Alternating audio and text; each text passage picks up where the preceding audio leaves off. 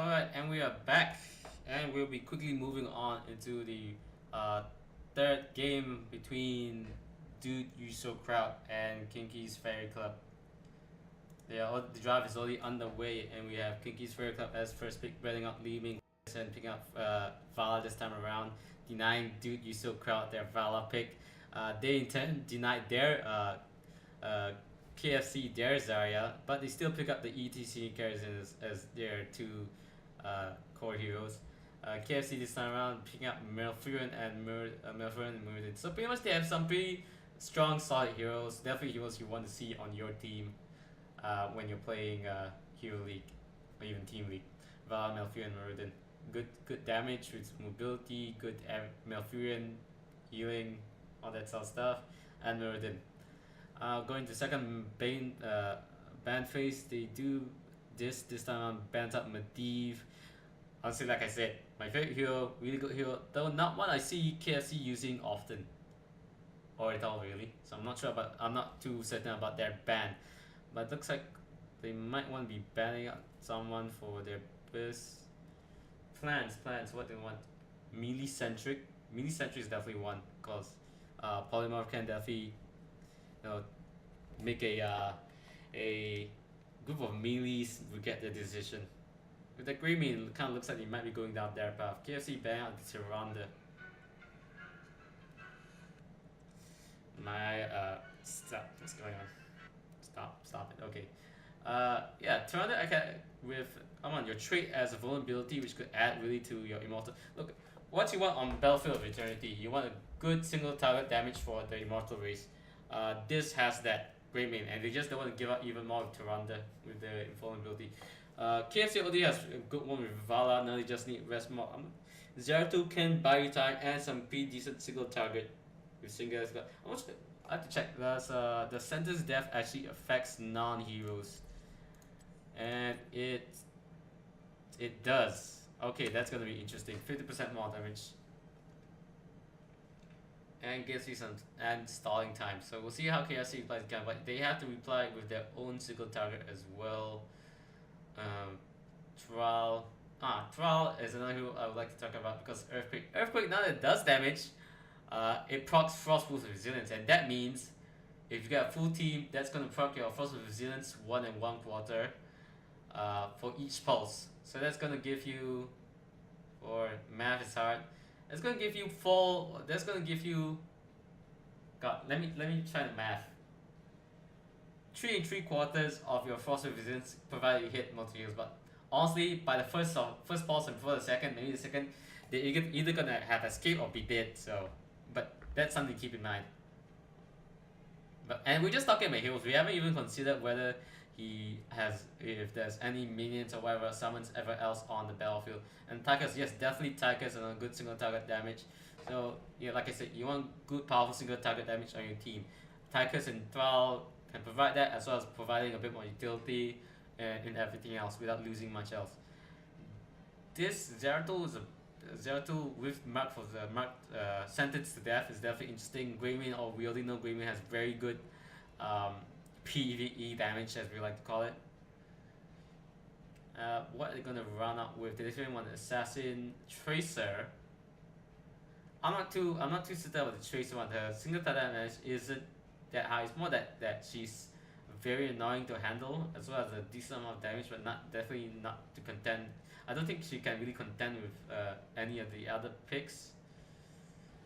And with fighting against Tychus and Thrall, they can be quite difficult. But we'll see how that turns out.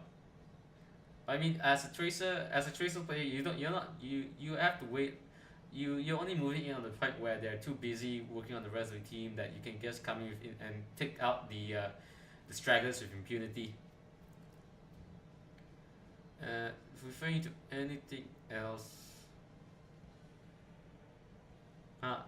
Firstly, I have to go with KFC for this one. They have a more solid lineup, tried and true. Dude, you still Kraut though. I would like to see how significant of a buff that mark for sentence will be to their immortal damage. And it's always nice to see a good Tracer play. just like in Overwatch, the difference between the good Tracer player and the bad Tracer player is, well, maybe bad is a harsh word, not so good player. It's quite apparent. And we will be moving on to this. Final thoughts. Final thoughts. I'm gonna have to go KFC. This one like 4. But again, mark for sentence to death and great means damage. Will that win out if they do decide for an immortal race? And let's move on to the in-game. And on the blue side, we have Dude, you so Kraut, with Julian, Team Captain, playing Kerosene, Capricorn playing Greymane, Brilliance playing Tracer with a very nice mask skin with the streamlined coloring. CWC once again playing ETC, and finally we have Meltis playing Zeratul. On the red side, we have Kinky69 playing Vala, Mirror playing Thrall, Pizza Shell once again playing Tychus, Kinky Fairy playing Malfurion, and finally we have Risotto playing Muradin. So we're gonna have some middle engagements. No, one team's gonna go up, the other's gonna go at the bottom. Well, that's surprising. They went the same direction. A bit too preemptive right there. Risotto in the clouds. Oh, nothing connects. Chain lightning, always good to see. Let's see, Tannis, nothing out of the ordinary. Scaling drone, rolling thunder into ride the lightning later on. Do take Muradin did take third win this time. I do like to see Williams go with a bit more diversity because of his talents. So actually, that's just talking about talent diversity comes with it. They're moving away from mandatory talents, which I do quite like. It's more like, what do I need this time around? Of course, saying that, I think they need to work on Thrall, because rolling thunder, ride the lightning, Air Tempest Fury, sorry. Coming in for Brilliant and Julian, pretty much going 4-1 this time around with of course Thrall being the slow laner, very capable of doing that. Don't think we're able to push him back. It does take a bit of damage. Not sure why he wants to fight that, but Meltis is taking a bit of damage as well as CW7. So committing all that and taking so much damage just from one hero, pretty good. So we do see Vala going for Hot Pursuit. She does want to commit to her AA single target build. And we do see I think Blinking buying cards as well. Pulse Strike, get the Pulse Bomb. Getting an early Pulse Bomb can be really significant for a Tracer player in Heroes of the Storm, because getting that the Pulse Bomb just gives so much burst and finisher, and getting the first early kill Pulse Bomb not costing anything, that's very important. Wolfheart on Greymane, of course, to make sure he does have his AA buff. And down goes CW. Thanks to that stun into Entangling Roots. And looks like, yeah, this is forced to be on the retreat. Catches Julian with the Storm Ball and gets taken out. Meanwhile, Vala is working on the Immortal right there. That looks definitely going with the single target build for Zeratul. Brilliance can't really, Tracer can't really fight 1-on-1. Capricorn committing to a lot by jumping in right there, taking a lot of damage from, sorry, overkill. And it's only at half.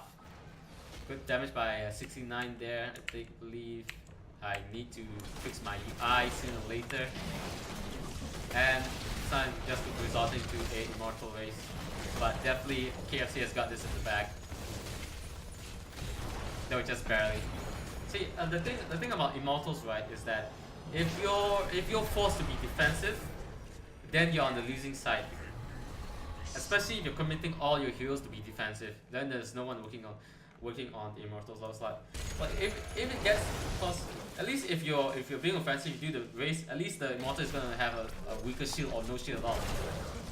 If you're being defensive and you lose that defensive fight, you're gonna lose the immortal, as well as the immortal is probably gonna have all the shields or close to full shields. Like Kinky Fairy is not so healthy, not looking too good. I'm not safe as there's ever any. So yeah, see, at least this time around, so they managed to take out Kinky Fairy, and the Punisher was taking all that damage from the minions plus the towers and the go path. I mean, he managed to step up to the fountain, but he even managed to get one hit in. So yeah, you want to be on the offensive, on the initiative with the Immortals. they want to be forced to defensive position. It's just that, but that mostly applies to early on the game where the resurrect timers are so short. But once they are longer, if you're sure that you can win the defensive battle and take them out, or at least cut their numbers down to size, then you can pretty much take up their immortal impunity. And because of the point where you are base racing, you have the numbers advantage. You have more damage than them. So that's the whole point. We just getting destroyed by Greymane.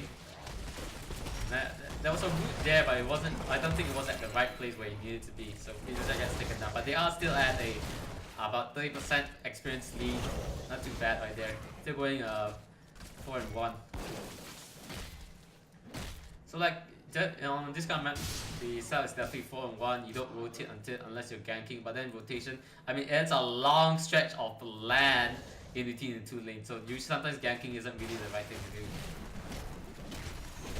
Just aggressively pushing down one lane. If it turns out that lane is the lane your immortal is pushing down, then that's all the even more better, more value. It's winning up. Both teams 7-7. Let's take a look at the talents. Nothing too different right now. We do see Greymane going with his alchemist build, and that's a dead cow grazing on the roots. So then he's going with his alchemist build. Cocktail, but I don't know, alchemist, who else deals with cocktails? Which it gives him more poke, but I'm not sure if he really needs that. Although I don't think he needs it until Eagle Wolf at 13, I believe. And that's another Geek Kerosene. So yeah, so now they can just push on offensive. So unfortunately, it wouldn't be a smart idea for them or this to go on Immortals to try and do a race, because it's on their side, so it's very difficult. So it also depends on which side the mods are on. If they're mods on your side, sometimes it's better to do a defensive fight, and Mir has taken out, well, 1-for-1 exchange, and done this cow as well. So a lot of damage, a lot of single target damage. They're actually doing quite, KFC is doing quite well on focusing on a single target, seeing as they do have a, I mean, you are forced to resort if you're going single target builds to focus on one target. Just of course in PUBG it's a lot harder to kind of single out a single target for your entire team. Like hit this guy when you end up hitting 3 guys with 3 people. But 8 and 9, 7 and 7, nothing too different with the builds. You can see Val going Arsenal. Well, the Hatred build, the Hatred Titan there wasn't even that great. You only have opposite grid on them, which is pretty much all you need. They started taking a bit of damage. Grid right in the middle of it. Okay, that's one thing you never want to do. That's one thing you never want to do, Tracer. Just going in front and then going back in. You know, this isn't Overwatch. You can't undo the damage with recall. And honestly, if Risotto had gotten the stun on her at that time, there would have been a spell system there. You kind of want. It's kind of like whenever you're playing a rage system, you want to skip the outside and they goes the rage onto CW. CW is just not having a good time this time around. So you kind of want to be at the edge of the fight when it comes to rage assassins, especially one as fragile as Tracer. Like dance around them. I mean, you have the ability to dance. You gotta dance. Now she's giving chase and there, right there. Look, you only give chase if you're sure they are on full retreat. They're not gonna turn around and you want to finish them off. But when they're all full HP and the 3 of them are close by, it would have been really bad if they turn around, Risotto got stunned, and then the boot. That would have spelled death for Tracer. I mean, you're tricky and you're annoying and you're hard to catch, but you gotta be smart about it.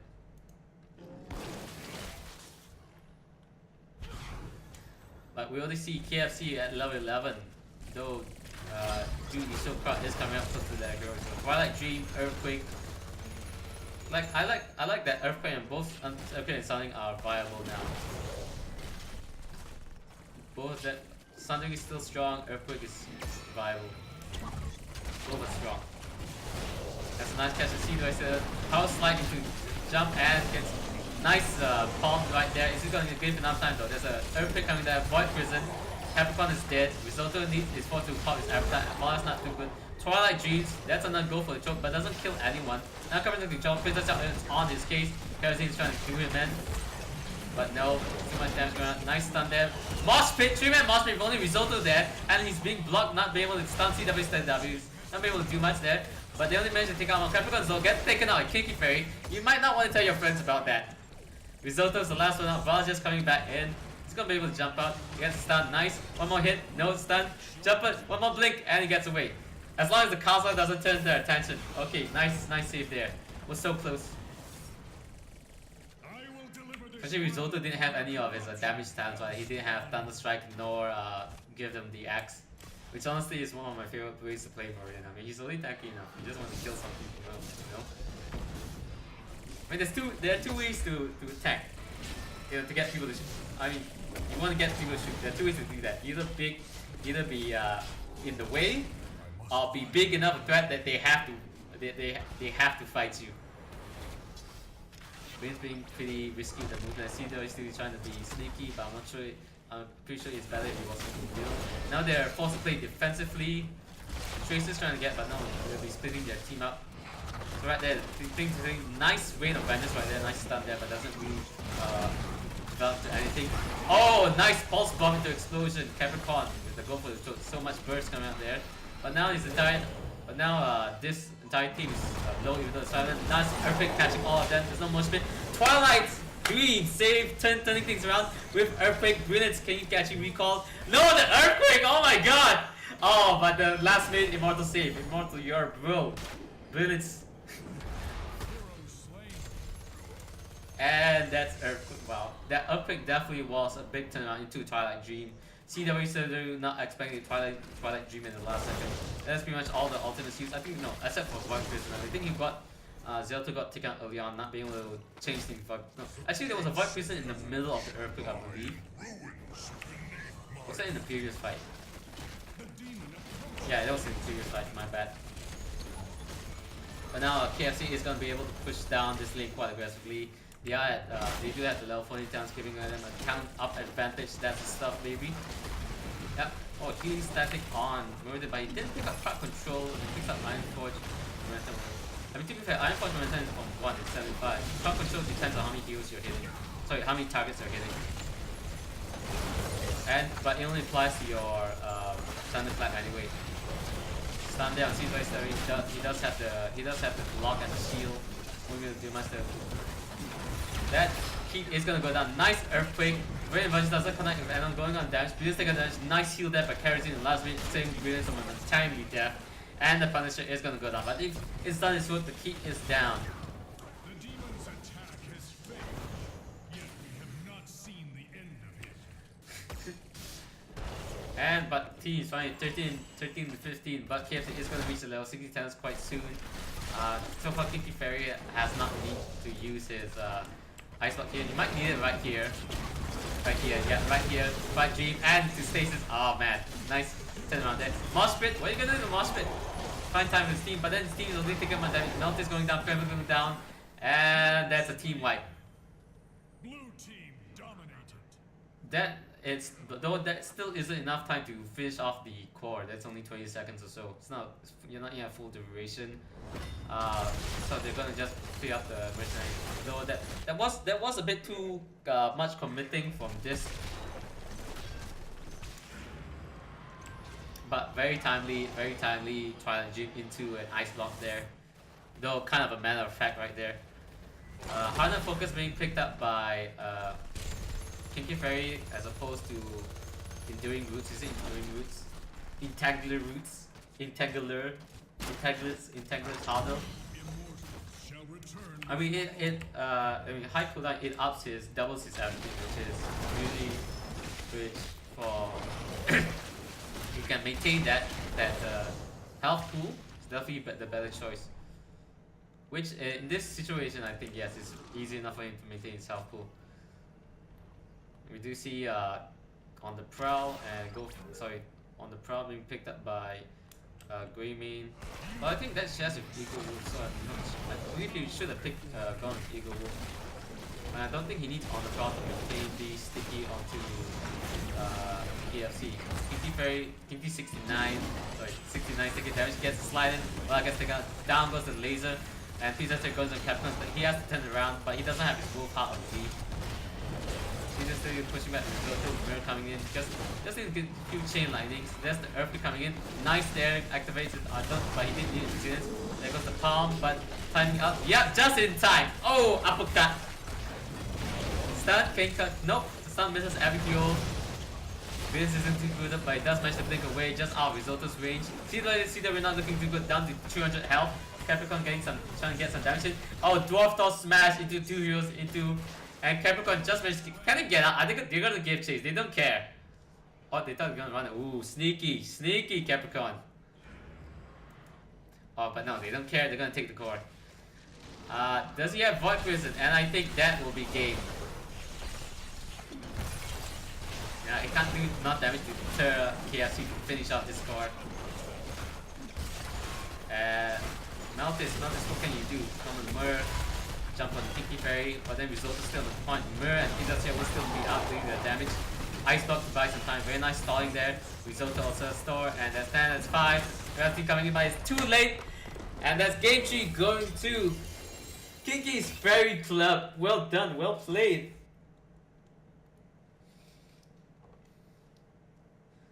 So I think it was just a case of, I think Duke just got a bit on the tilt that caused him to be a bit too aggressive, especially when it comes to Brilliance and Capricorn. I mean, CW still pushed on to a few of the engagements that they couldn't outright win. But the turnarounds from honestly Malfurion, this lineup is really strong. So yes, there is a loser bracket. So you will drop down to the. I mean, Duke Yusuka will be dropping down to the loser bracket. Okay, so we're gonna go for a bit of a longer break to give teams time to recuperate. I mean, we did start 11 a.m. Yeah, okay. So momentary break as we let teams recuperate. I'm going to finals. We do want the teams at their full strength. So hope you guys are enjoying this. We will see you in a bit.